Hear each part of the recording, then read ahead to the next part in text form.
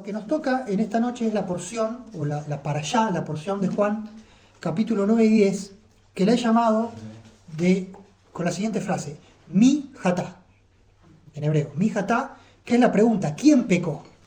¿Sí? Mi es quién, ¿sí? Hatá, pecó. ¿Quién pecó? Que está relacionado con la pregunta que es el disparador del capítulo 9. Entonces vamos a concentrarnos en el capítulo 9, vamos a comenzar a leer y tratar de dar algunos comentarios al respecto, pero este es un disparador muy interesante porque de alguna forma esta pregunta tan corta es como una puerta a entender una realidad que el evangelista nos quiere decir, ¿sí? Un entendimiento, una expectativa acerca de Dios, acerca de la religión y de la fe, que es el centro de la discusión. Así que cuando estudiemos vamos a ir entendiendo mejor por qué el evangelista comienza con este disparador, ¿sí? Y vamos a ver cómo, esto es como una novela, capítulo 9 es una unidad, es como una novela, es como una narración, hay personajes, ¿sí? Cada personaje tiene un rol, personaje principal, secundario, ¿sí? Los que están ahí medio decorativos, y ustedes vayan viendo y detectando, ¿sí? Los personajes de esta historia. Es una historia, es una unidad. Muchos ven que Juan 9 es el resumen de todo el Evangelio. En Juan 9 tenemos los ingredientes principales que el evangelista quiere transmitirnos, ¿sí? Esa es la opinión de algunos. Entonces es como una unidad de concepto, ¿sí? Sería como un resumen de lo que el evangelista quiere darnos en todo el Evangelio, va a estar presente en Juan 9. Así que vamos a ir leyendo un versículo cada uno del capítulo 9 del Evangelio de Juan. Dice, al pasar Jesús vio a un hombre ciego de nacimiento. Y le preguntaron sus discípulos diciendo, Rabí, ¿quién pecó? ¿Este o sus padres para que haya nacido ciego? Respondió Jesús, no es que pecó este, ni sus padres, sino para que las obras de Dios se manifiesten en él. Mientras yo esté con ustedes, hagamos el trabajo que Dios, mi Padre, me mandó a hacer. Vendrá el momento en que ya nadie podrá trabajar. Mientras estoy en el mundo, yo soy la luz del mundo. Dicho esto, escupió en tierra e hizo lodo con la saliva y untó con el lodo los ojos del ciego. Le dijo, ve a lavarte en el estanque de Siloé. Entonces el hombre fue, se lavó y regresó viendo. Entonces los vecinos y los que antes le habían visto que era ciego decían, ¿no es este el que se sentaba y mendigaba? Unos decían, él es, y otros, a él se parece. Él decía, yo soy. Y le dijeron, ¿cómo te fueron abiertos los ojos? Respondió él y dijo, aquel hombre que se llama Jesús hizo lodo, me untó los ojos y me dijo, ve al Siloé y lávate. Y fui y me lavé y recibí la vista. ¿Y dónde está Jesús?, le preguntaron. No lo sé, contestó él. Llevaron ante los fariseos al que antes había sido ciego. Y era día de reposo cuando Jesús había hecho el lodo y le había abierto los ojos. 15. Los fariseos interrogaron al hombre sobre todo lo que había sucedido y les respondió, él puso el lodo sobre mis ojos y cuando me lavé pude ver. Entonces algunos de los fariseos decían, ese hombre no procede de Dios, porque no guarda el día de reposo. Otros decían, ¿cómo puede un hombre pecador hacer estas señales? Y había disensión entre ellos. Entonces volvieron a decirle al ciego, ¿qué dices tú del que te abrió los ojos? Y él dijo que es profeta. Pero los judíos no creían que él había sido ciego y que había recibido la vista, hasta que llamaron a los padres del que había recibido la vista. Y les preguntaron diciendo, ¿es este vuestro hijo, el que vosotros decís que nació ciego? ¿Cómo pues ve ahora? Los padres respondieron, de que este es nuestro hijo y de que nació ciego, no tenemos ninguna duda. Pero ¿cómo es que ahora ve? No lo sabemos. ¿O quién le abrió los ojos? Nosotros no lo sabemos. Pregúntenle a él, ¿qué edad tiene? Él hablará por sí mismo. Esto dijeron sus padres porque tenían miedo de los judíos, por cuanto los judíos ya habían acordado que si alguno confesase que Jesús era el Mesías, fuera expulsado de la sinagoga. Por eso dijeron, ya tiene edad suficiente, entonces pregúntenle a él. Entonces volvieron a llamar al hombre que había sido ciego y le dijeron, da gloria a Dios, nosotros sabemos que ese hombre es pecador. Entonces él respondió y dijo, si es pecador, no lo sé. Una cosa sé, que habiendo yo sido ciego, ahora veo. Le volvieron a decir, ¿qué te hizo? ¿Cómo te abrió los ojos? Él les respondió, ya os he dicho y no habéis querido oír. ¿Por qué lo queréis oír otra vez? ¿Queréis también vosotros haceros sus discípulos? Sí. Los jefes judíos lo insultaron y le dijeron, seguidor de ese hombre lo serás tú, nosotros somos seguidores de Moisés. Nosotros sabemos que Dios habló a Moisés, pero en cuanto a este, no sabemos de dónde es. Respondió el hombre y les dijo, pues esto es lo maravilloso, que vosotros no sepáis de dónde sea, y a mí me abrió los ojos. Sabemos que Dios no escucha a los pecadores, pero está dispuesto a escuchar a los que lo adoran y hacen su voluntad. Desde el principio no se ha oído decir que alguno abriese los ojos a uno que nació ciego. Si este no viniera de Dios, nada podría ser. Respondieron y le dijeron, tú naciste del todo en pecado y nos enseñas a nosotros. Y lo expulsaron. Oyó Jesús que le habían expulsado y hallándole le dijo, ¿crees tú en el Hijo de Dios? El joven le respondió, Señor, dígame usted quién es para que yo crea en él. Jesús le dijo, pues tú le has visto, el que está hablando contigo, ese es. Y él dijo, creo, Señor, y le adoró. Entonces Jesús le dijo, yo entré en este mundo para hacer juicio, para dar vista a los ciegos y para demostrarles a los que creen que ven, que en realidad son ciegos. Entonces algunos de los fariseos que estaban con él, al oír esto, le dijeron, ¿acaso nosotros también somos ciegos? Jesús le respondió, si fueran ciegos, no tendrían pecado, mas ahora porque dicen, vemos, vuestro pecado permanece. ¿Te puedo hacer una pregunta? Disculpa. Sí, En el versículo 39, sí. vos tenés ahí también en griego, ¿no? O sea, No, la no. Bueno, entonces hemos hecho la lectura del capítulo 9, ¿sí? Esto es uno de los pasajes que combina, ¿se acuerdan que habíamos hablado del Evangelio de Juan? Hay relatos bien terrenales y después están los espirituales, como dos niveles, ¿sí? El nivel terrenal, donde aparece lodo, saliva, alguien que escupe, que es Yeshua, tiene que ir caminando el ciego hasta Siloé, ¿sí? Que es un estanque, y vuelve, todo eso es bien terrenal.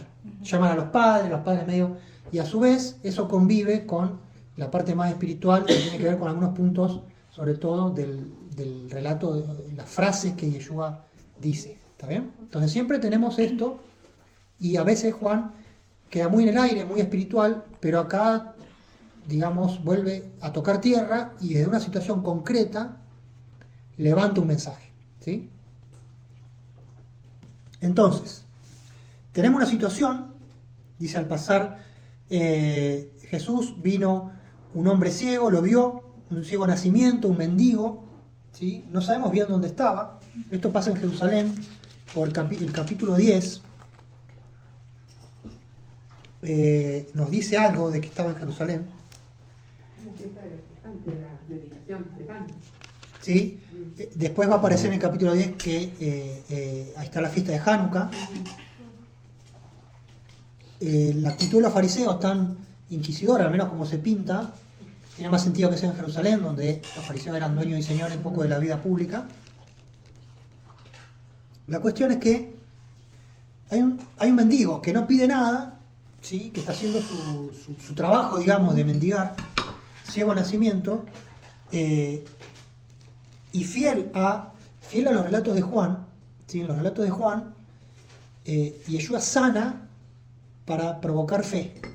En los sinópticos siempre está, tenés fe, bueno, Yeshua te sana y tu fe te ha salvado. Acá no encontramos ese tu fe te ha salvado. Fíjense que acá hay otro mensaje, ¿sí? Que es, Yeshua hace señales. Esta va a ser la quinta señal del capítulo 1 al capítulo 12 de Juan. Muchos ven que es como una gran parte. Tenemos el prólogo, que es esta poesía, digamos, basada en Génesis. Después tenemos toda esta primera parte de Juan hasta el capítulo 12, antes de la última cena y todo eso. Tiene que ver con le llaman el libro de las señales. Es donde hay una intencionalidad de mostrar a un Yeshua que hace señales, ¿sí? La señal es algo que tiene un sentido profético, ¿sí? No es simplemente un milagro, curar a alguien que está enfermo y es una acción digamos, de benevolencia, de gracia, sino que son señales. Tiene un mensaje más allá, ¿sí? Vale por lo que es, pero vale por lo que simboliza. Por ejemplo, la primera señal es el agua en vino, ¿sí? Que podría ser una rareza. ¿Cómo? El Hijo del Hombre está, abro comillas, gastando poder de Dios en una fiesta de casamiento, transformando agua en vino que no es necesario. Cuando tantos enfermos hay por ahí afuera que podrían haber sido sanados. ¿Se dan cuenta? Pero no es que Yeshua iba y tenía misericordia de... El Yeshua de Juan es un Yeshua que hace señales y lo que hace es para transmitir un mensaje simbólico. ¿Está bien? Entonces ese simbolismo es el que tenemos que ir descubriendo. Porque ¿dónde está el simbolismo? La primera señal, agua en vino, tiene que ver con el prólogo, porque en el prólogo y en Juan 9 están todos los condimentos de lo que Juan quiere decir. Algunos dicen que esto tiene que ver con la retórica griega, o sea que el discípulo amado escribía con cierta retórica, con cierto estilo, lo cual es lo más lógico del mundo, porque vivía en el siglo I, está escribiendo en diáspora, ¿sí? Los griegos habían medio que enseñado a escribir a los demás, en un montón de cuestiones literarias. Entonces el apóstol Pablo mismo ya tenía una influencia helenista, donde dicen que una forma de escribir era en la primera composición tirar toda la carne al asador, es decir, decir todo lo que quiero decir, y después el resto del escrito es para validar y darle sustento a la tesis que yo presento. ¿Se dan cuenta? El Evangelio de Juan sería algo así. Entonces ese primer señal, ¿por qué agua en vino? Y lo dijimos en su momento, está relacionado, hay un cable conductor con la primera plaga de Egipto. Y el tema de Juan, si ustedes se acuerdan cómo termina ese prólogo, a la verdad, la ley vino por Moisés, y la gracia y la verdad por medio de Yeshua. Entonces uno de los grandes puntos del Evangelio de Juan es mostrar a Yeshua como un segundo Moisés. ¿Está bien? Y el mensaje del Evangelio en la cabeza del evangelista es llevar a las personas, a estos fariseos que son cabezaduras según el evangelista, sacarlos de esa mirada, de esa mirada deuteronomista de Moisés, a llevarlos a una mirada neo-deuteronomista. Felicítenme porque es difícil decir, es tipo trabalén. Una mirada deuteronomista basada en Moisés, gracias, a una mirada neo-deuteronomista basada en Yeshua como el nuevo Moisés. Ahora fíjense que va a haber siempre en el Evangelio de Juan una cuestión, y acá vuelve a aparecer, porque hemos leído los fariseos, van a decir, bueno, nosotros sabemos que Dios habló por Moisés, pero no sabemos si Dios está hablando por este personaje. Entonces, y ahí está todo el plot que se dice, la trama, en mostrar a Yeshua como el nuevo Moisés. Por eso el ciego va a decir, ¿qué opina? La pregunta, y dice, yo creo que es profeta. ¿Sí? No es una frase, digamos, inocente. Podría haber dicho cualquier cosa. Creo que es médico. Me curó, creo que es médico. O sea, ¿no? Bien. Entonces, dijimos que Juan 9 tiene como el resumen del Evangelio de Juan. El prólogo también tiene, el prólogo de Juan, capítulo 1, versículo 1 a 18, también tiene todo el resumen, la esencia.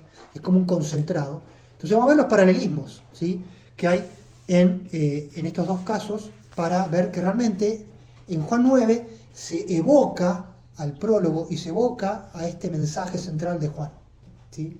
Por ejemplo, cuando le preguntan, ya vamos a ir a la pregunta, ¿sí? Le dicen, Yeshua, ¿qué dice? Le preguntan, che, ¿quién pecó? ¿Este o los padres? Ya vamos a hablar de eso, ¿sí? Para que nazca ciego, porque si nació ciego, acá evidentemente hay algo mal, ¿sí? Entonces, o pecó, ¿sí? Acá hay una mirada, acá hay una ideología deuteronomista que los discípulos tenían, no de los fariseos, de los discípulos. Y hasta el día de hoy eso también ¿Está bien? se mantiene. Bueno, entonces, fíjense lo que dice Yeshua.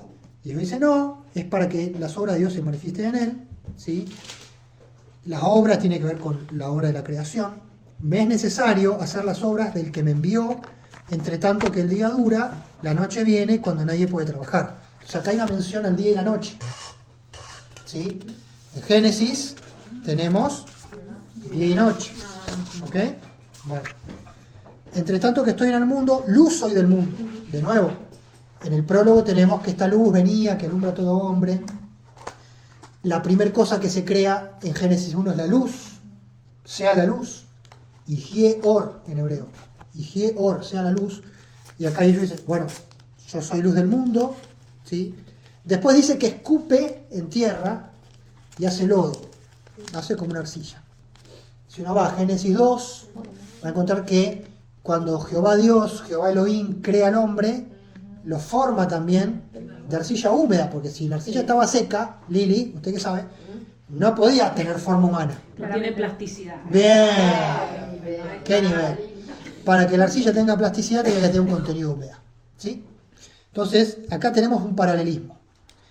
Después lo manda al estanque de Siloé, ahí está la figura del agua, ¿sí? Que también tiene mucha fuerza en Génesis 1, y aquí el evangelista nos da la traducción, ¿sí? Se toma el trabajo de decirnos que Siloé significa enviado, ¿sí? ¿Y Yeshua quién es? Yeshua es el enviado. Y el prólogo va a decir que, ¿sí? Y el verbo se hizo carne y hizo su tabernáculo con nosotros, y todo el evangelio va a hablar de que el Padre me envió. El Padre es mayor que yo, Él me envió. ¿Está bien?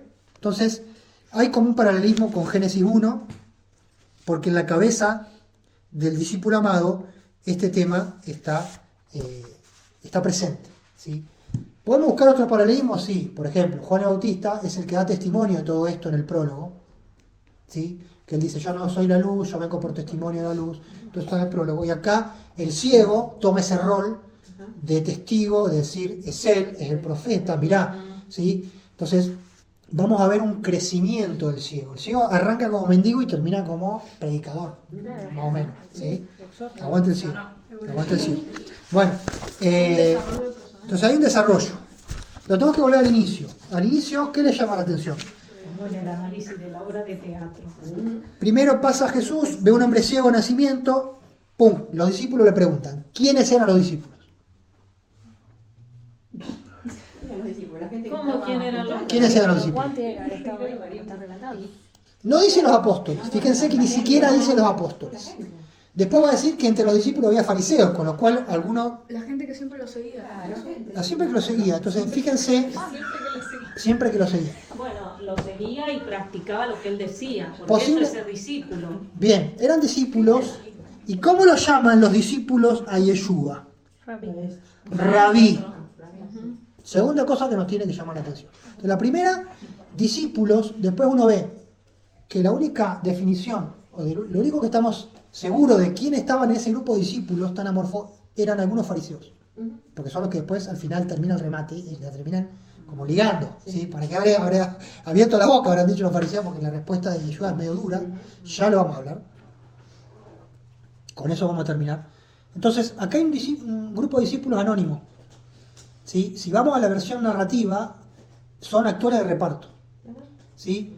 El evangelista no les quiere dar protagonismo. No dice, Pedro dijo. En los otros evangelios dice, Pedro abrió la boca, porque siempre es el más hablador, o Juan le dijo a Pedro, che, preguntale, ¿no?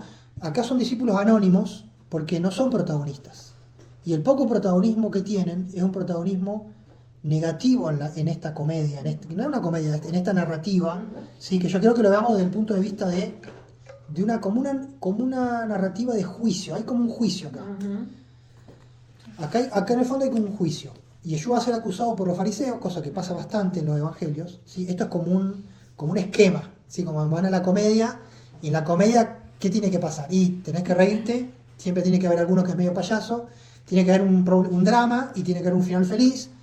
¿Se dan cuenta? Entonces, esos esquemas aparecen en la Biblia. Distintos esquemas de organizar una narración. Uno de esos es el esquema del juicio, donde hay una situación, hay alguien que acusa, hay un testigo, y hay alguien que se defiende, y hay como una resolución. ¿Está bien? Es una forma de organizar una historia. Se podría organizar de otra forma. ¿Se dan cuenta? Son como herramientas literarias para transmitir un mensaje. Hablamos de los espejos curvos, para darle énfasis. Como acá, y el evangelista necesita, y esto es algo que hay una tensión acá, y yo creo que entendamos, que el Evangelio de Juan, y esto es importante, cada tanto hay que mencionarlo de nuevo, el Evangelio de Juan se escribe tiempo después, años después, décadas después. Algunos entienden que es el último evangelio ser escrito, ¿sí? Final del siglo quizás, y el escenario es distinto, ¿sí? ¿Qué ingredientes hay en ese escenario que no había cuando Yeshua estaba presente? Por ejemplo, hay una gran tensión dentro del judaísmo, entre el judaísmo fariseo y el judaísmo mesiánico. Hay una pelea, ¿sí? Muchos entienden que esa pelea se anacroniza y se pone en el Evangelio. ¿Sí? Muchos entienden que en el tiempo que Yeshua estuvo en la tierra, los fariseos no eran tan malos con Yeshua, ni eran tan de expulsar a las personas. No hay evidencia de eso, pero sí hay evidencia de que después, andando el tiempo, los fariseos, sobre todo después de la destrucción de Jerusalén, se hicieron muy extremistas, ¿sí? Pero en la época de Yeshua el judaísmo tenía otras características, ¿sí?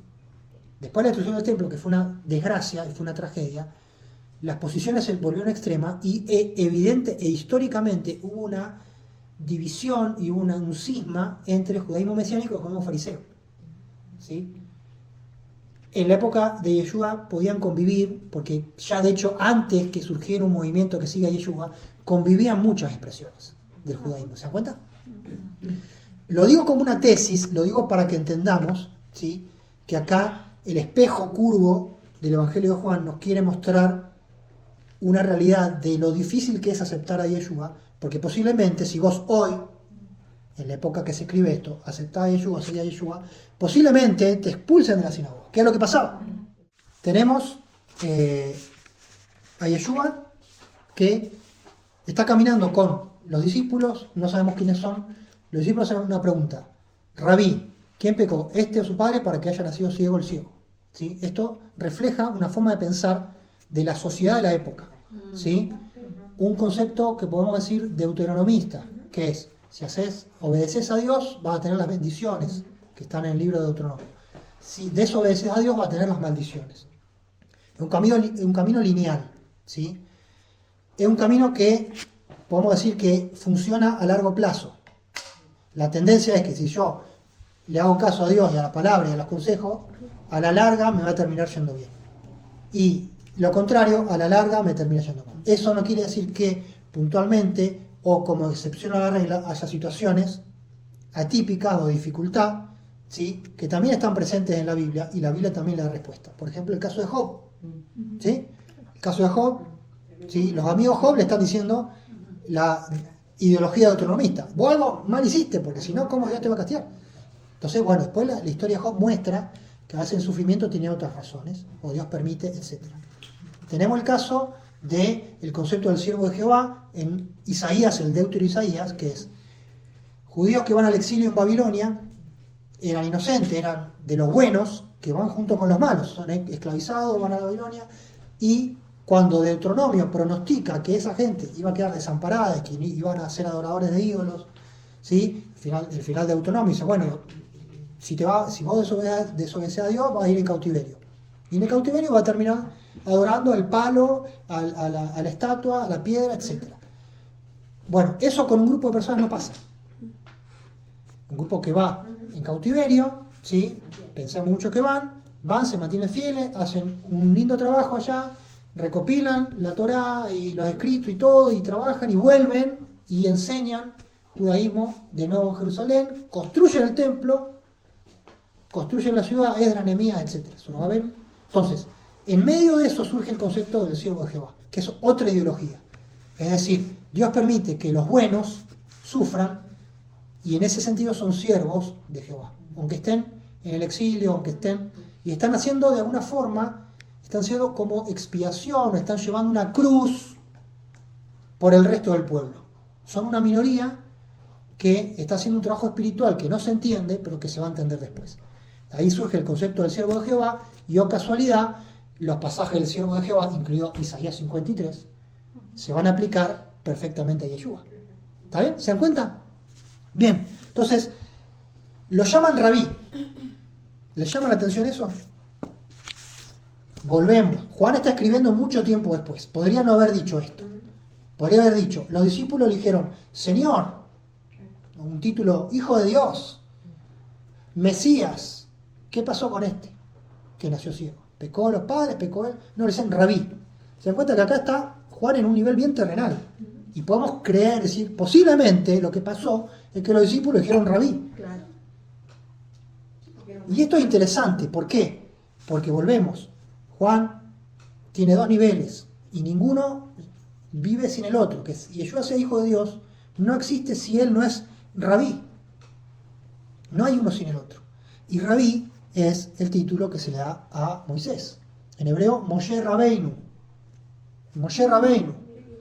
Moisés, nuestro rabí, el primer gran rabí de Israel. De hecho, va a decir Mateo 23, Yeshua quejándose de los fariseos y los escribas, otro texto de execración, bueno, no sé, algo así, que es medio cuando vos condenás, de condena. En la cátedra de Moisés se sientan escribas y fariseos. Hagan todo lo que dicen, pero no hagan lo que hacen, porque ellos dicen y no hacen. Mateo 23.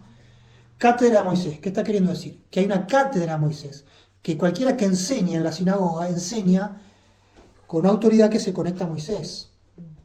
Y enseña en nombre de Moisés. Los rabinos son muchos así, como dijo fulanito, no, yo les digo.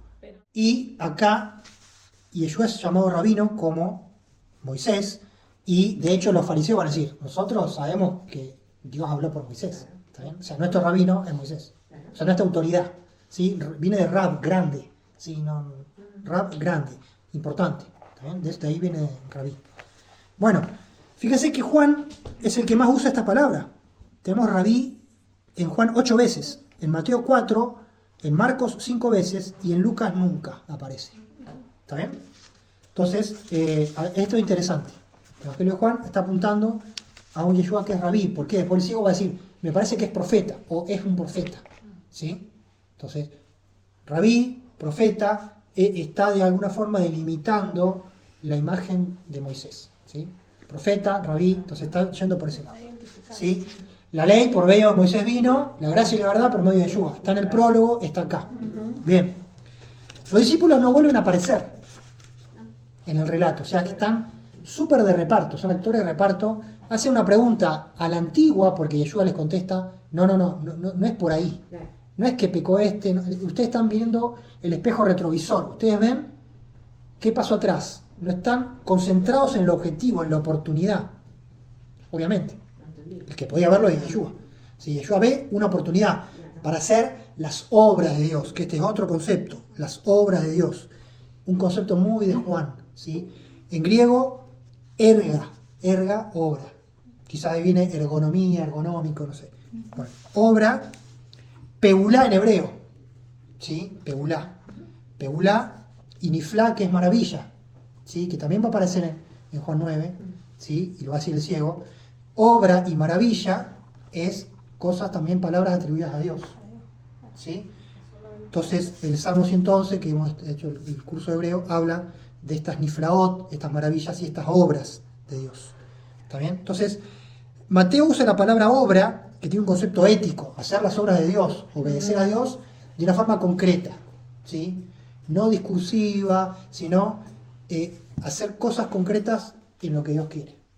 Tiene que ver con la Torá, obviamente, tiene que ver con la ética, y es un concepto ético que está desarrollado en el Nuevo Testamento, en la época del Nuevo Testamento, en el siglo I, se habla mucho de eso, ¿o no? El apóstol Pablo decía que somos salvos, pero no por obras. ¿Por qué está diciendo? Diciendo, bueno, las obras son importantes, porque somos creados por Dios para buenas obras. Entonces las obras siempre están, es parte de la cosmovisión judía del siglo I, y acá están las obras, y Yeshua es un hacedor de obras. Estas señales son obras de Dios. ¿Sí? Pero Juan le da mucha importancia. Volvemos a la cuestión. Decimos que hay en el Evangelio de Juan una raíz sacerdotal. ¿Se acuerdan? Discípulo amado, que era amigo del sumo sacerdote, pariente, etc. Y esta palabra es sacerdotal. Esta palabra tiene que ver con la Torá, con la cuestión más técnica. ¿Sí? Mateo le usa 6 veces, Marcos 2 veces, Lucas 2 veces y Juan 27. Perdón, ¿qué palabra? Palabra obra. Erga en griego, peulá en hebreo. Rabí era 8. Ahora pasamos a la segunda palabra clave, que es peulá. Erga. Erga en griego, peulá sería el correspondiente en hebreo. De ahí viene poel. Poel es el trabajador. ¿Sí? Juan la menciona 27 veces. 27 veces esta raíz erga. ¿Sí? para que veamos que es una palabra de la escuela juanina, vayamos a las cartas y al Apocalipsis. Encontramos, primera de Juan 3 veces la usa, segunda de Juan una vez, tercera de Juan una vez, Apocalipsis 21 veces. Apocalipsis usa mucho la palabra obra. Las obras buenas, ¿sí? ¿Se acuerdan? El ángel escribe a las iglesias, yo conozco tus obras, que son buenas, que son malas, que son así, que son así. Después las obras malas de los que moran sobre la tierra, ¿está bien? Entonces, en la escuela juanina la palabra obras es muy importante, ¿está bien? Esto tiene una connotación ética, tiene también un lado sacerdotal de Torá, de una cuestión que tiene que ver con el estar alineado con Dios, por medio obviamente alineado por medio de la Torá, no hay otra forma. Y Yeshua es alguien que hace las obras de Dios. Alguien que está orientado porque fue enviado por Dios para hacer las obras de Dios. Y lo va a decir el ciego. O sea, si no viene de Dios no puede hacer las obras de Dios. ¿Está bien? Entonces el mensaje. Y entonces de ahí va a surgir la cuestión de las obras de la ley, que hay una deformación. Pero acá tenemos que entender el concepto bíblico o el concepto más puro y la deformación farisea. Concepto puro, deformación farisea. ¿El Shabbat es de Dios o es de los fariseos? El Shabbat es de Dios. Los fariseos pueden deformar el Shabbat, con perdón por los fariseos que no me están escuchando, pero pueden deformar el Shabbat, porque dicen, Yeshua no cumple el Shabbat porque está haciendo tal cosa, tal otra, tal otra. Ellos dicen que Yeshua no cumple el Shabbat porque no cumple con sus normas del Shabbat. ¿Está bien? Ahora, lo más probable y lo lógico y lo esperable es que Yeshua sí cumple con el Shabbat en su sentido puro, sin los agregados o sin la deformación farisea. ¿Está bien? ¿Se dan cuenta de eso? Es una diferencia. Entonces, una cosa son las obras de Dios que están en la Torá y otra cosa las obras de Dios según los fariseos. Sin el celo humano que está... Sin el celo y sin el agregado, ¿sí? Que parte de una situación un poco de una soberbia intelectual, ¿no? Una atribución, que después también va a haber esa soberbia en el cristianismo, lamentablemente, de asumir un rol que no nos toca, ¿sí? De ponerlo en lugar de Dios. De apropiarnos como apropiarnos de esa autoridad, de decir... ver todas las obras como que, Entonces, que son del hombre y no de Dios. Entonces, los fariseos hablaban de cuáles eran las obras de Dios. Los saduceos y los esenios. Todos tenían su versión de qué era hacer las obras de Dios. Entonces podían ser diferentes, tener distintos énfasis.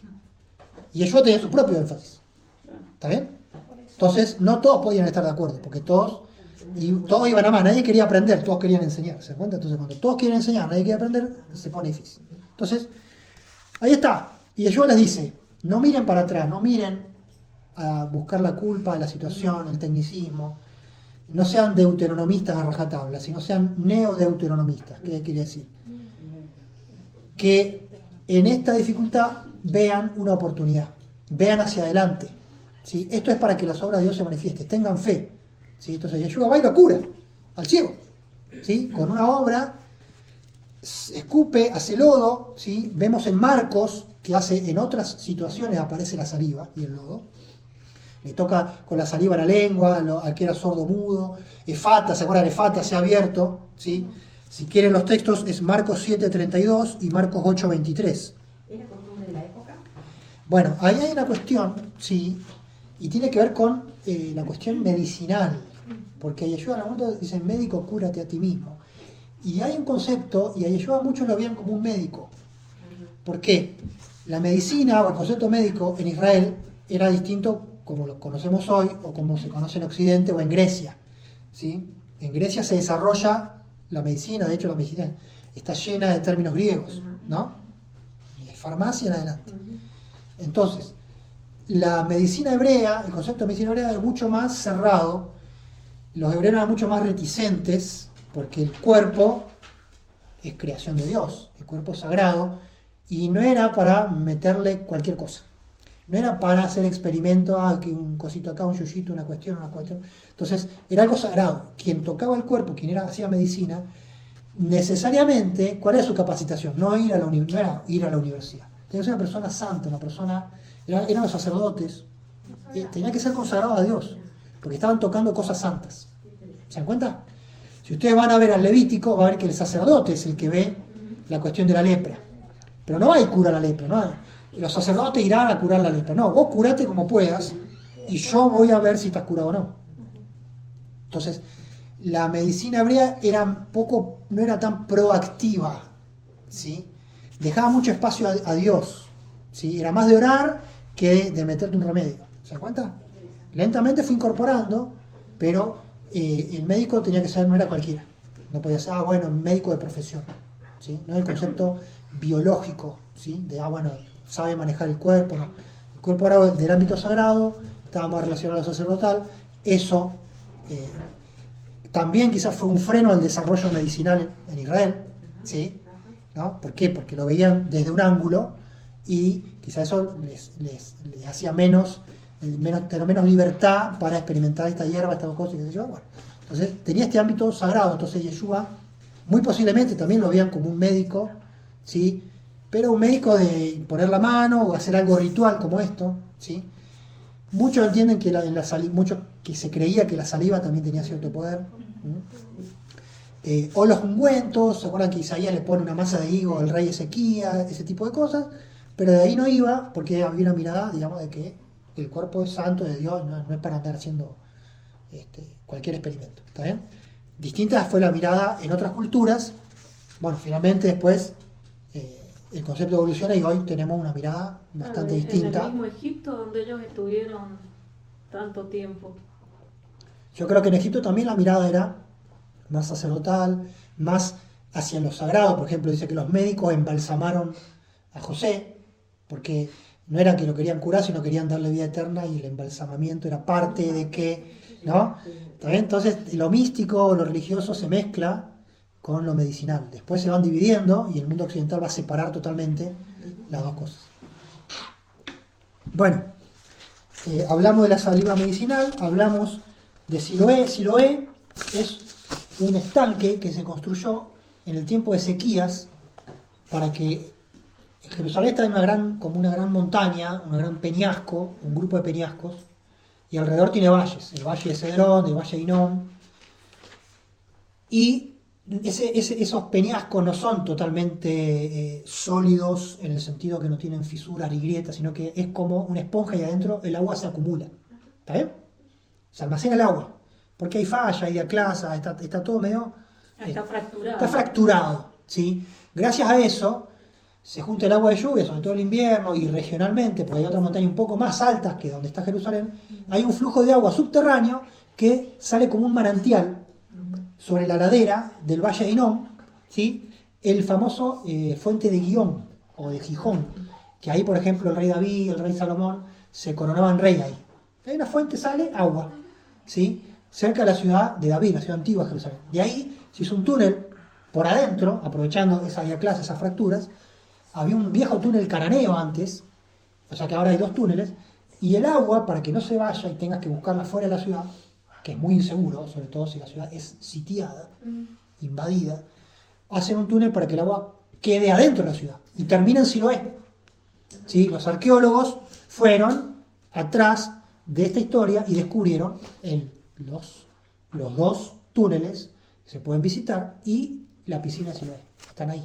¿Está bien? Entonces este relato tiene base histórica, ¿sí? Arqueológica. Había una piscina donde el ciego pudo ir el ciego porque estaba el estanque.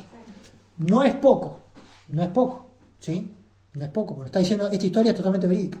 De Jerusalén, de la ciudad, del templo, o de los pórticos del templo donde posiblemente estaba este ciego, a Siloé, hay una escalera romana que también se desenterró, que iba subiendo de Siloé al templo, y era por donde los sacerdotes cargaban agua para el ritual de Sukkot. ¿Se acuerdan? Juan 7. ¿Sí? Una gran avenida, una escalera avenida, ¿está bien? Que tenía escalón y tenía parte medio en rampa, va subiendo, y de ahí llevaban los sacerdotes agua de Siloé para el templo en Sukkot, y acá hace al revés, el ciego va, alguien lo lleva seguro, escaleras abajo hasta Siloé, se lava el lodo que tenía en los ojos, regresa viendo, vuelve a la ciudad y ahí empieza el juicio. ¿Sí? Primero los vecinos le preguntan, ¿qué te pasó? Y alguien me puso lodo, me dijo, andate a Siloé, me fui a Siloé, me curó. ¿Y quién es? No sé, ¿dónde anda? No sé, no tengo idea. ¿Sí? Entonces dicen que los propios vecinos los llevan a los fariseos. Y ahí los fariseos empiezan a interrogar. Pará, los fariseos con su burocracia, ¿sí? Porque el pensamiento burocrático, ¿sí? Que nosotros lo heredamos de España, ¿sí? El pensamiento burocrático, ¿sí? Todo es burocracia, todo tiene que tener un formulario, hay que repetir 10.000 veces las mismas cosas, nombre, apellido, DNI, bueno, todo eso también lo tenían los fariseos. Entonces dijeron, pará, minuto, ¿esto fue hoy? Sí, fue hoy, esta mañana. Ah, Shabbat, pum, ya está, paremos la rotativa, paremos, ¿sí? ¿Qué significa? Acá pasó algo en Shabbat, ¿sí? Entonces ya se ponían en modo Shabbat y todo, bueno. Entonces, ¿cómo? Hizo medicina en Shabbat, ¿sí? Construyó en Shabbat, porque si alguien hace arcilla con saliva, con líquido, está como haciendo un ladrillo, una pasta. Encima curó. ¿También? Entonces, en la cabeza burocrática farisea ya no le gustó. ¿Se dan cuenta? Y como ellos pensaban que el mundo giraba alrededor de ellos, o que el mundo tenía que obedecer sus reglas, entonces eso ya se bloquea. Digamos. Esto es lo que nos plantea Ahora el evangelista. poner la atención. Lamentablemente, a veces cuando, por ejemplo, los fariseos hacen tantas cosas, tanta restricción o tanto concepto encima del Shabbat, que lo que tenemos en el Evangelio es una atención que se roba la atención. Claro. ¿Sí? Ahora, volviendo, no nos olvidemos que esta es una narración, que esto es un relato de juicio. Los discípulos no fueron tan secundarios e inexpresivos como está en el relato, ¿sí? Tenemos que entender que eso es así, ¿sí? No podemos admitir que los discípulos dijeron una pregunta después desaparecieron del mapa, ¿sí? Que no esté en el relato no significa que ellos no hayan sido capaces de ir más ni interactuar, ¿sí? Tenemos que entender eso. Los fariseos también están caracterizados de fariseos. Como en una obra, ¿sí? Vos tenés que caracterizar. Entonces tenés que vestirlo. Una exageración. Una exageración. Entonces tenemos que entender que es probable que haya una exageración del fariseo. Hay una exageración de los padres del ciego, que dicen los padres están todos llenos de miedo. Dicen, no, pregúntenle a él. Nosotros no sabemos nada, no sé. Está bien, porque ahí ¿qué está queriendo hacer el evangelista? Está queriendo armar un cuadro. Está Yeshua, la luz del mundo, el que hace las obras de Dios, ¿sí? Está el ciego, un mendigo que primero recibe un beneficio, que es una señal, después empieza a crecer en fe y en discernimiento de una forma sobrenatural, porque a lo último se vuelve a encontrar con Yeshua, ¿sí? Primero le dice a la familia, che, ¿qué pasó? Y no sé, me pusieron lodo, fui a Siloé, alguien me dijo, ¿quién es? No sé, no tengo idea. Después va a decir, fíjense, el mensaje del ciego. El ciego termina predicando. Quien predica en Juan 9 es el ciego. Primero, le voy a hacer, acá tomé todo lo que el ciego dijo, ¿sí? Está bueno como ejercicio, separen todo y solo lo que dijo el ciego. Primero dice, aquel hombre, que se llama Jesús, o sea que ya sabía el nombre, hizo lodo, me untó los ojos, me dijo, ve así lo ve, recibí la vista. Después le preguntan, ¿qué te parece que es? Los fariseos lo interrogan. Y dice el ciego, es profeta. ¿Sí? Es profeta, como Moisés. Después le preguntan, dicen, da gloria a Dios, este hombre es pecador. Sabemos que es pecador, ¿por qué? Profana el Shabbat, que no es fariseo como nosotros, entonces no puede ser. Dice, no, si es pecador no lo sé. Una cosa sé, habiendo sido ciego, ahora veo. Acá está actuando como testigo, diciendo acá, yo soy el testigo. Este hecho es irrefutable. No me vengan con si es de Dios o no es de Dios. Acá yo era ciego y ahora veo. Después, versículo 27, le vuelven a preguntar, ¿qué te hizo? Le dice, ya les dije, no quieren oír. ¿Para qué quieren oír de nuevo? Fíjense que acá ya está envalentonado, los trata igual, los fariseos. Él puso el turbo. ¿Quieren ustedes hacerse sus discípulos? Acá es irónico, ¿no? O sea, acá dice, usted entonces también quiere ser su discípulo, está siendo irónico. Versículo 30. Entonces dice el ciego, no, esto es lo maravilloso. Acá está la palabra maravilla, que junto con obras son atribuidas a lo que Dios hace. Ustedes no sepan de dónde sea, o sea, ustedes no saben nada, y a mí me abrió los ojos. ¿Está bien? Entonces ahí ya le estaba exhortando. Versículo 31 dice, no, sabemos que Dios no oye a los pecadores. El ex mendigo. Si alguno es temeroso de Dios y hace su voluntad, a ese oye. Esto es un mensaje clásico y los fariseos no podían estar en desacuerdo con esto. Claro. Y termina, versículo 32, desde el principio, o sea que sabía Torah el ciego, pues desde el principio, no se ha oído decir que alguno abriese los ojos a uno que nació ciego. Si éste no viniera de Dios, nada podría hacer. Este discurso después va a aparecer en boca de Yeshua. ¿Sí? Yo no puedo hacer nada de mí mismo. Lo que oigo al Padre, esto hago. Entonces acá, fíjense cómo el ciego está exhortando en lugar de Yeshua. ¿Sí? En lugar de Yeshua. Para que ustedes me crean, y esta es una estadística que no es mía, pero la encontré, así que hay un loco como yo, de las estadísticas, para que nos entendamos que Juan 9 es una escena de juicio, ¿sí? Y que Juan usa el prototipo del juicio en sus escritos. ¿Qué es el prototipo del juicio? Yeshua está constantemente siendo acusado, generalmente por los fariseos, pero también por los saduceos u otros, ¿sí? Siempre hay un testigo que lo defiende.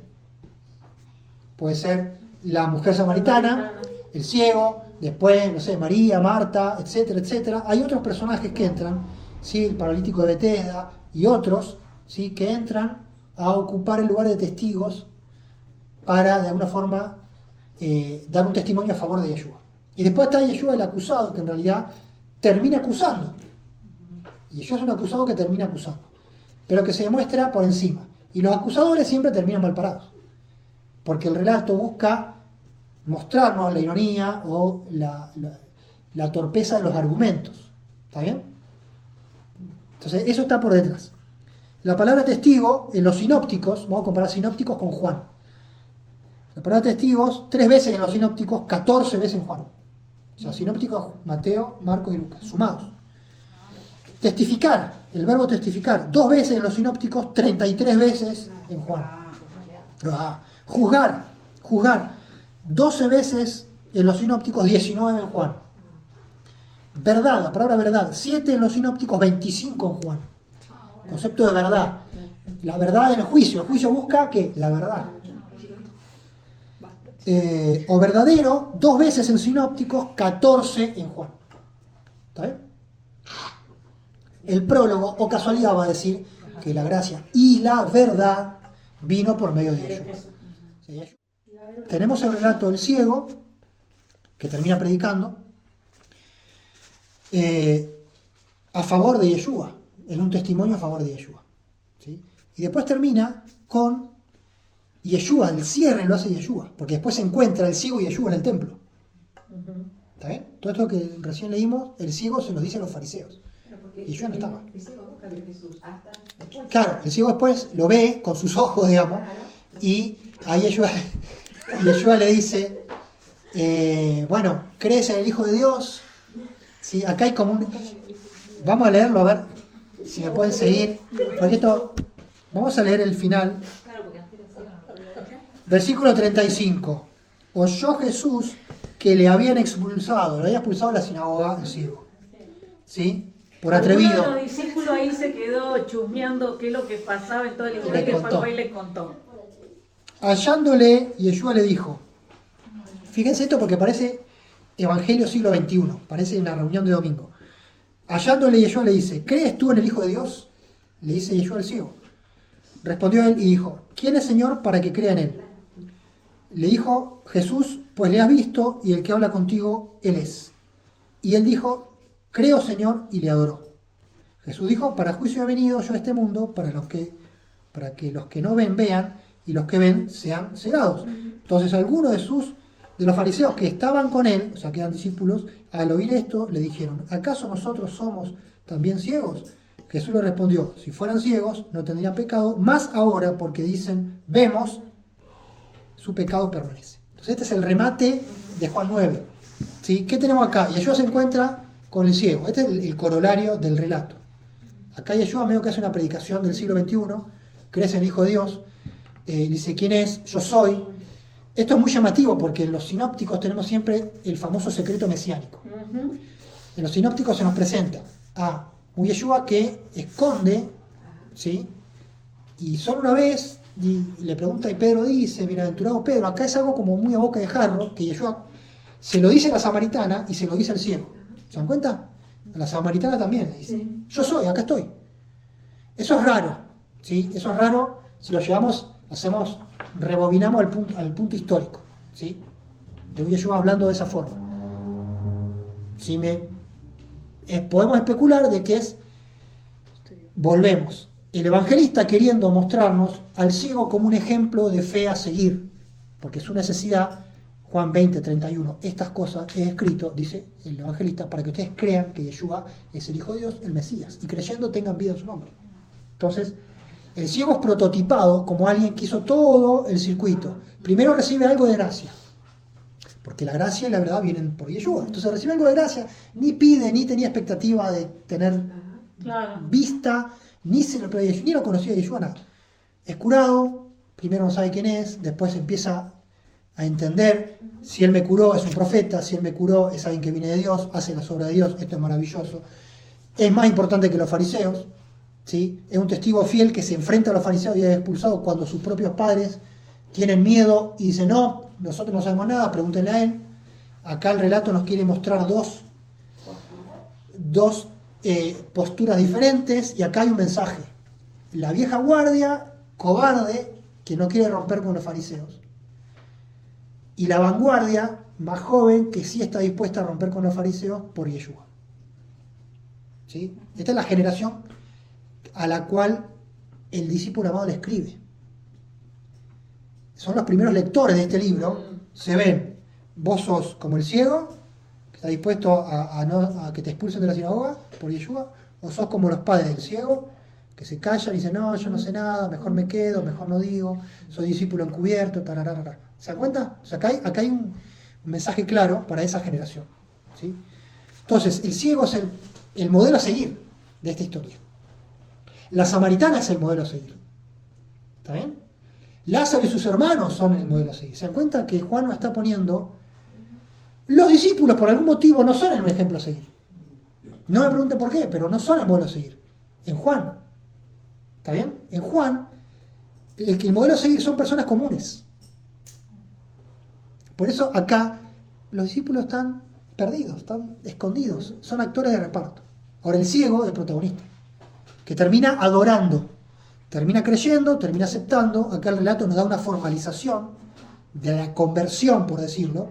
Por eso esto es muy siglo XXI, digamos, hay una conversión formal, y ahí tenemos lo que Juan quiere transmitir. Por eso es un resumen del Evangelio. ¿Sí? Ahora, hay un plus. ¿Sí? Hay un bonus track. ¿Cuál es el bonus track? El bonus track es que dice Yeshua, ahí toma la palabra Yeshua, dice, por esto vine al mundo para juicio. Diciendo, ustedes me están juzgando a mí, los fariseos me están juzgando a mí, tienen el tupé de juzgarme, bueno, yo también voy a juzgar. Los que no ven van a ver, y los que ven no van a ver.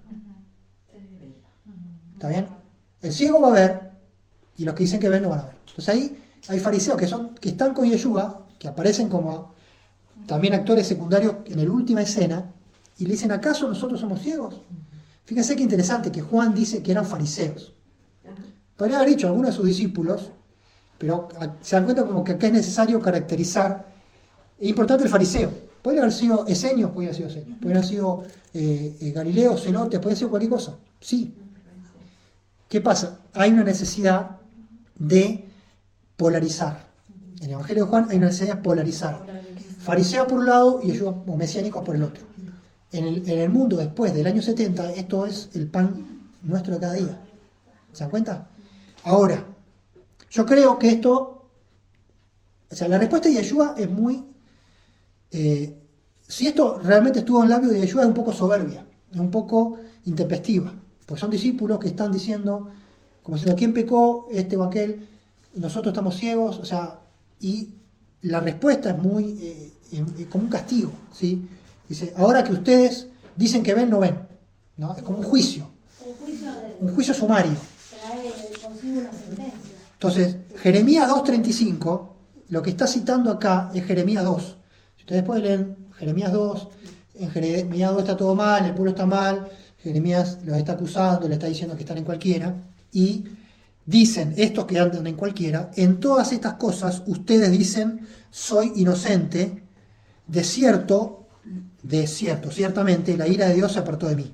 He aquí, dice Dios, yo entraré en juicio contigo porque dijiste no he pecado. O sea, te voy a juzgar porque dijiste que no has pecado. Si hubieras dicho que hubieras pecado, quizás te perdonaba. Entonces acá hay este juego de palabras, como Los fariseos ahora no dijeron nosotros vemos, está preguntando, ¿acaso nosotros también somos ciegos? Pues es una pregunta bien intencionada, pues explicaros, y acá hay un juicio de Yeshua, que yo creo que tenemos que entenderlo mejor desde el punto de vista de qué, desde el punto de vista de una polarización posterior, porque el Evangelio nos va a decir literalmente, yo no vine a juzgar, yo vine a salvar, dice Yeshua, pero acá está juzgando, acá está condenando directamente, ¿sí? Y acá hay una estigmatización del fariseo. Entonces, lamentablemente acá hay una semilla, ¿sí? Acá hay una semilla de fractura, ¿sí? Que yo entiendo que es un reflejo histórico. Acá hay una semilla de fractura, que está diciendo, si vos sos mesiánico, no tenés que ver nada con el fariseísmo. Esa fractura, tiempo después, se empezó a cristalizar, ¿sí? Y el primer indicio concreto de fractura lo tenemos en Antioquía, con Ignacio de Antioquía, inicio del siglo II, el año 100, ¿sí? El obispo a Ignacio de Antioquía es como que le pone, traduce esto que está subliminal, lo traduce en algo concreto. ¿Está bien? Diciendo, nosotros con el judaísmo y la sinagoga nada que ver. Ellos allá, nosotros acá. Nuestra Eucaristía acá, nuestro culto allá, si alguien va allá está pecando, ellos está todo mal, están condenados, están atrasados, están lo que quieran. Ya hay una fractura expuesta, ¿sí? ¿Quién es Ignacio? ¿O por qué él expone tan temprano esta fractura? Ese no era que también decía que su palabra era la absoluta. Sí. Entonces, hay un combo, ¿sí? El Evangelio de Juan es muy crítico de la postura episcopal. El Evangelio de Juan, entre otras cosas, dice, solo Yeshua es autoridad. ¿Está bien? Pero estas semillas, sacadas de contexto, Tomás, por ejemplo, Ignacio, era una persona que, si bien era judío, era diaspórico. Y Antioquía, ¿qué era Antioquía? ¿Sí? Tenemos que entender que, lamentablemente, el Evangelio, lamentablemente hay realidades, y cada ciudad tiene su peso espiritual, ¿no? Lo sabemos. Jerusalén tiene su peso, positivo y negativo, Antioquía lo mismo, ya desde el nombre, ¿sí? Una ciudad en honor a Antíoco. Los Antíocos eran los reyes sirios que profanaron el templo, ¿sí? La abominación desoladora, etc. Bueno, Antioquía. Es una ciudad liberal, una ciudad de ocio, de tercera ciudad más importante del Imperio Romano, Roma, Alejandría, Antioquía, mezcla de culturas, ¿sí? Cultura siria, ya helenizada, pero siria, los sirios con Israel nunca tuvieron onda hasta el día de hoy. Entonces, ese es el caldo propicio para que un tal Ignacio, ¿sí? Recibe el legado, era obispo después de 1, 2, 3, pero no estaba tan lejos de los apóstoles. Ahí había estado el apóstol Pablo, era la iglesia misionera, Hechos 13, etc.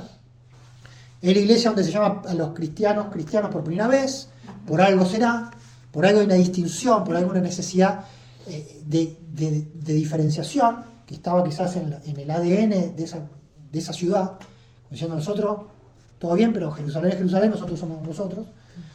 Y esa semilla hace que un pastor, porque Ignacio era un pastor, era obispo de autoridad, pero su don, digamos los dones, ya con esto termino, el don era de pastor, no era un teólogo ni era un erudito, ¿sí? Prácticamente no usa el Antiguo Testamento, ¿sí? Hagamos el combo, ¿sí?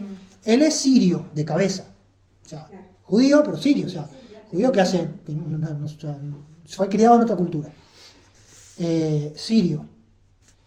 Es un pastor, no es un conocedor de las Escrituras. ¿Se dan cuenta? No conoce, no maneja, no entiende. Sigue el Nuevo Testamento y el Antiguo prácticamente no le da mucha importancia. Fanático de Pablo y de Juan. ¿Sí? Entonces, lee acá y ¿qué encuentra? ¿Sí?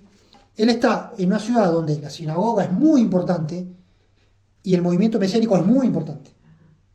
Por igual. Obviamente, choque de cabezas. En ese contexto, Ignacio está luchando porque tiene muchos judíos y muchos gentiles que van a la sinagoga y van a donde él enseña, a su congregación. ¿Está bien? ¿Cuál es su forma de lidiar con eso? Lo hace desde su personalidad, es una persona de emociones, es una persona de transmitir pastoralmente, emocionalmente, no eruditamente, no poner ¿sí? Entonces va a ser muy de la emoción. Va a ser muy de la autoridad, no sé por qué, ¿sí? Yo soy la autoridad, ¿sí? El que manda, manda, y el que no manda, obedece.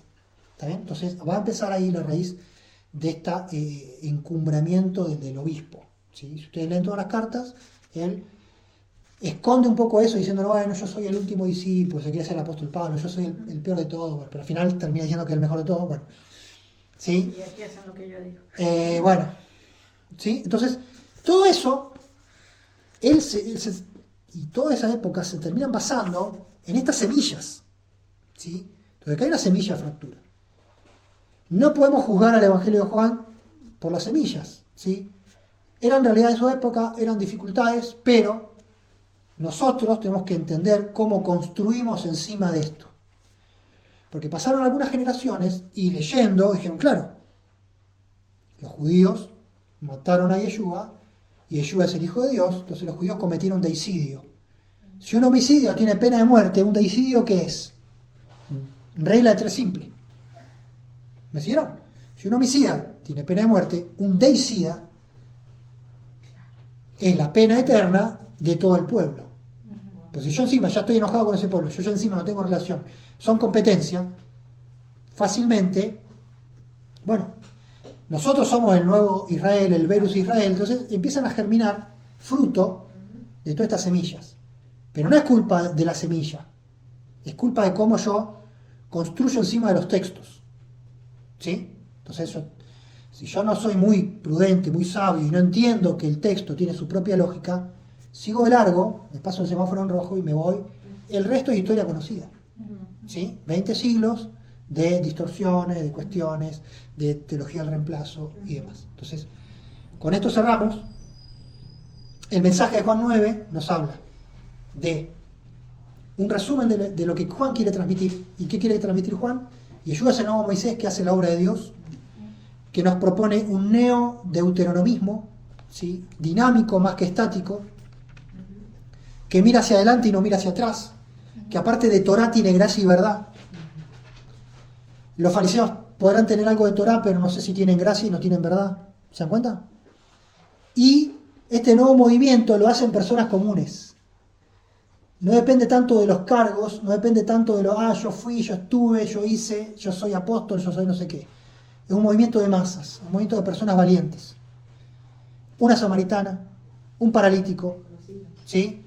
Gente en un casamiento, un ciego, un Lázaro, etcétera, etcétera. Este es un mensaje profundo, un mensaje disruptivo, un mensaje que dice el movimiento mesiánico tiene que ser más parejo, sin tantos líderes verticales, ¿sí? Pedro no es el bla bla bla, el líder, el sucesor de nada, ¿sí? Acá lo que importa es seguir a Yeshua. Ese es el Evangelio de Juan. Y Juan 9 y el prólogo es eso de forma condensada. Así que fíjense cómo una pequeña pregunta inofensiva de lo de quién pecó, ¿sí? Nos muestra que terminan pecando o siendo ciegos aquellos que parecen que la tienen clara. Aquel que está ciego, la gracia de Dios lo puede dar vuelta en un segundo y transformar en protagonista, ¿sí? Y el eje de todo es Yeshua. Todo gira alrededor de él. Él es el creador de las oportunidades, el que hace las obras de Dios, ¿sí? Y más que ser especulativo o estar buscándole la vuelta como los fariseos, hay que creer y seguirlo. Ese es el mensaje. ¿Sí? Amén. Qué profundo y sencillo lo es.